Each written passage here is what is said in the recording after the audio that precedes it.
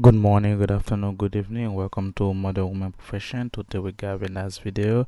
So let's see what it say. You, yeah. What is your profession? At the end of the day is spiritual unification. I feel like I've gone through a lot of different stuff. I've had a lot of different experiences where I did not value myself, so I never had a man that valued me. So it's like, yeah, you rack up guys and guys you shouldn't be texting back or whatever. But I feel like I understand that there is a difference with how men view sex and how they move around in the world. But it's like, sex is a sacred thing, no matter male or female is doing it. So that's why for me, like my biggest, like the hardest for me to understand is like, this is such a sacred thing. And it's just it's like taking a piss for a guy. Shout out to the women, the Christian opinion with some men. Those women know they don't have to be promiscuous, and they're like a man. They know the only time they want to be intimate is only with their husband, and they need pure, which is a virgin. And as soon they can be having a good family and build the foundation. In different case of Brittany Renner, she had a family. She was married, but at the end of the day, she broke up a relationship, and then she want to have fun, and then she thinks she's young, and now she hit the epiphany phase. Epiphany phase is between 27 older, who's really women with the 12 and 25.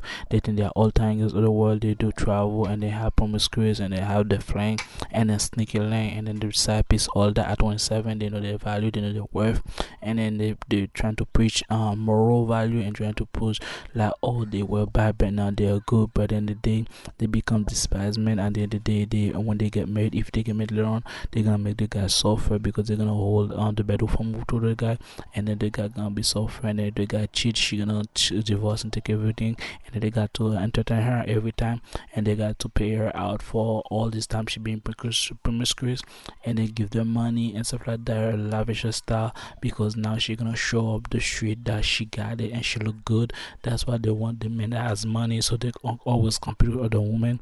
And then as a man, to focus on yourself, focus on your dream, and then set a priority straight, and then fit also, you work on your body, and then read and then know about those women. And most of the time you gotta also pray and then ask God for guidance.